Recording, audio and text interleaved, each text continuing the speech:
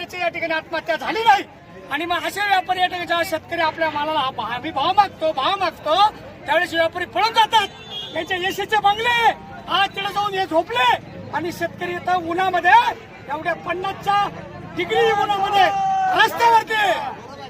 आणि एवढं असून सुद्धा याचे सचिव येत नाही. आता साहेबांशी बोलणं झालं, साहेब म्हणतात रस्ता सोडा.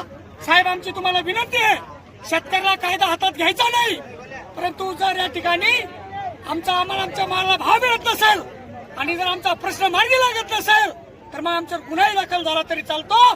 कारण आम्ही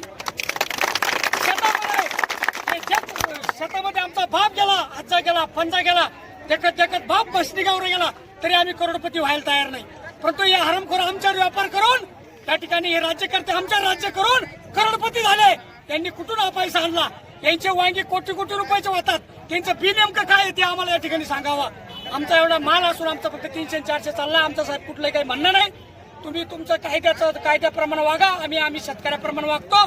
जोपर्यंत इथं सचिव येत नाही, जोपर्यंत इथले सभापती येत नाही, जोपर्यंत इथले आमदार येत नाही आणि हा शेतकऱ्यांचा प्रश्न मार्गी लागत नाही तोपर्यंत आम्ही इथून रस्ता सोडत नाही.